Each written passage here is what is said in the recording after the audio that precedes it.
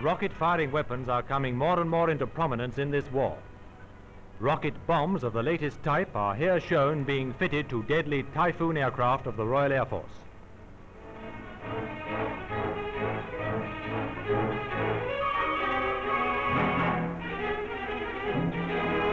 These formidable bombs are aimed like a gun and have an amazing accuracy, as you'll see on the screen in a few moments.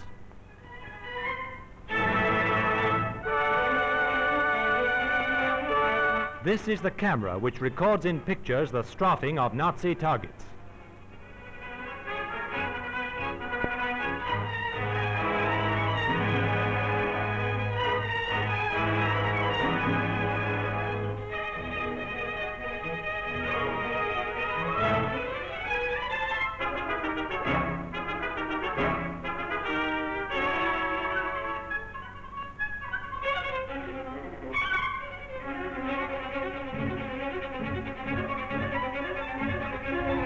In spite of the heavy weight they carry, these Typhoons give an outstanding performance in speed and in rate of climb.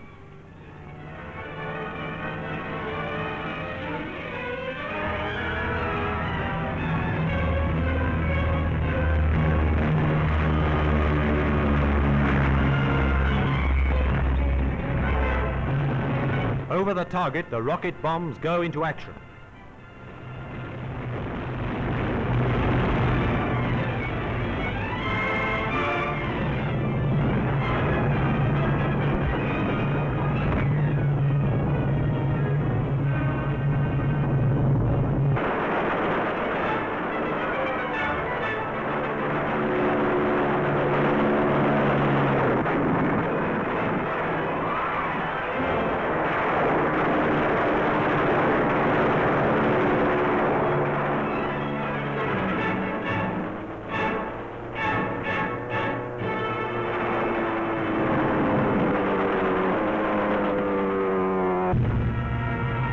These aircraft were taking part in a powerful aerial bombardment.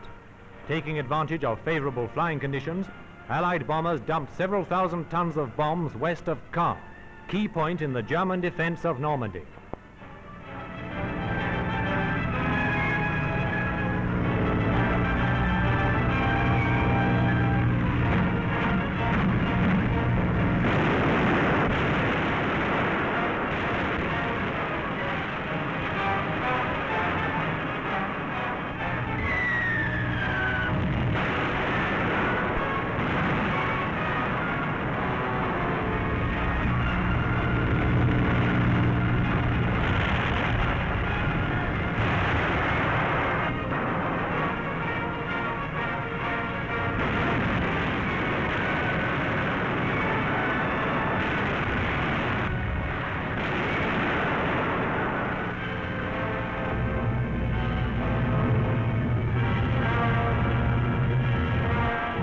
Under cover of the aerial bombardment, Allied ground forces started in on their big offensive.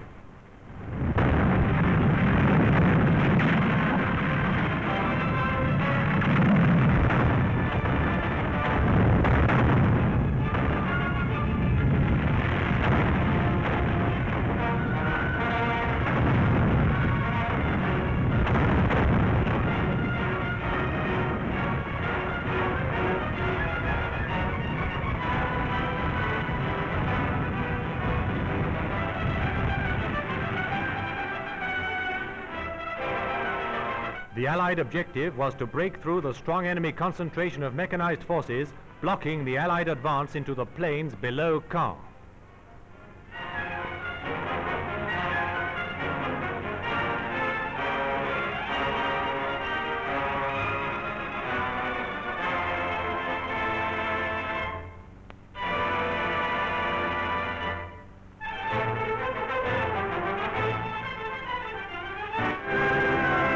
Then the weather broke.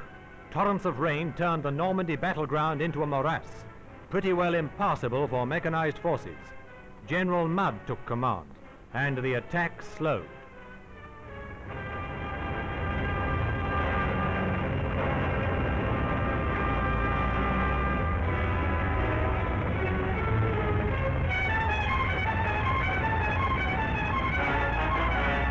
Heavy cloud kept Allied air activity too to a minimum. Still, it takes more than rainstorms and a major battle to discourage the sturdy Norman peasants.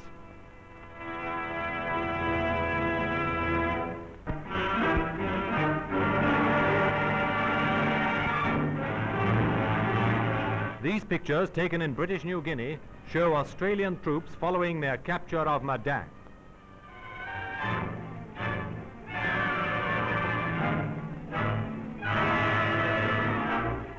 The wreckage of the town, broken buildings, smashed stores.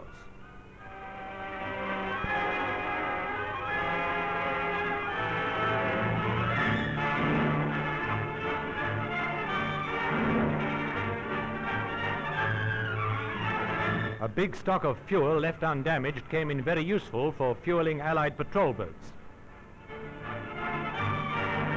After the job of clearing up Madang, the boys enjoyed a well-earned dip.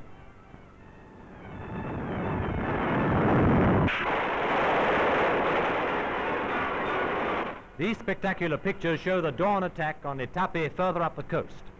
A Japanese barge attempting to escape is blown out of the water. Watch the tracer shells ricocheting from its sides. The shooting takes effect on a Japanese oil dump. Under cover of the bombardment, American troops swarm ashore.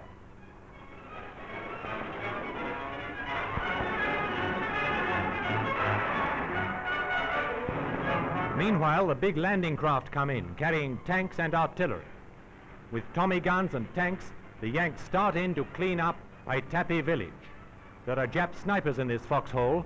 Where they can't shoot them out, the tanks crush them out.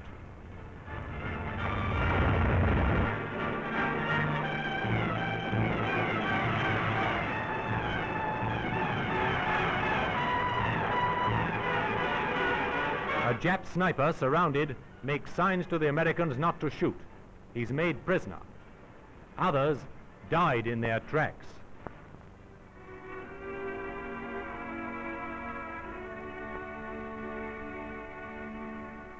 An Itape islander, forced to labor for the enemy, one of many of the once happy people of the lovely East Indies Isles, caught up in the Japanese New Order, the vaunted co-prosperity sphere.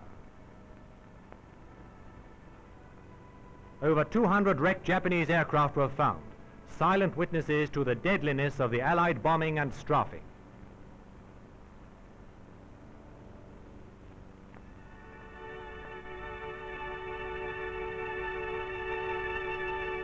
A glaring indictment in the Japanese record are these pictures of rescued missionaries and nuns, starved and emaciated after their long ordeal in Japanese hands. German and American missionaries were treated alike with brutal harshness. Forced to labor for the Japanese, they were finally abandoned and left to die.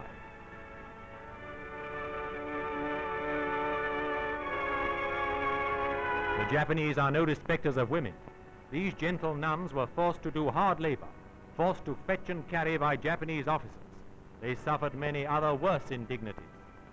But in Jap hands there still remain many thousands of Australian, British, American, Canadian and Indian men and women. There will be no rest for the Japanese until they all are free.